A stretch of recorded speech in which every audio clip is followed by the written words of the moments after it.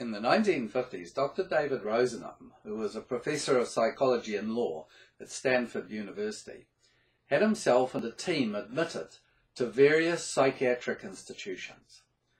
They wanted to know, how would they be perceived by patients and how would they be treated by staff? Neither staff nor patients were told about the investigation. The research team were under strict instructions not to modify their normal everyday behaviour. Something fascinating occurred early on. Some patients asked the researchers why they were admitted.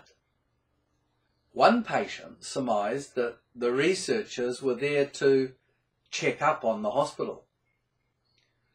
The staff simply regarded the researchers as mentally disturbed.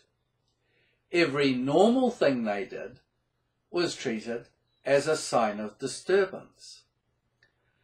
One patient even told a researcher not to tell the doctors that he, the patient, was well. This would be interpreted as, quote, a retreat into health, unquote, i.e. a denial of sickness. It was better to say you were sick but feeling better. The findings were crystal clear. It's all about what those in authority read into a situation. Once a mind is made up, it's very difficult to unmake it. Data is read into the context. It's produced to back the prejudice. How hard it is to let the context itself produce the data. The Stanford team experiment reminds me very much of the Jesus experiment 2,000 years ago.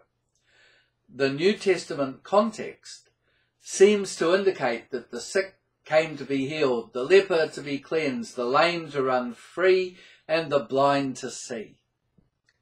Religious authorities didn't like the scenario. They still don't. The one thing to maintain is control. Who can come to the party and who must be excluded from participating? Who can be healed and who must be excluded?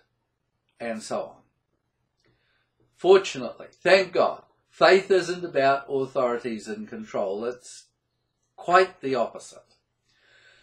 We participate in becoming truly human, truly find ourselves as we participate with those who are the least among us.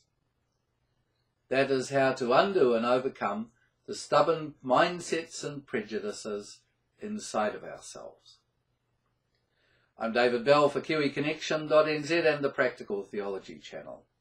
Do like, share and subscribe on YouTube. Join me again next week when we begin a short story series called The Lady from the Charity. And thanks for watching.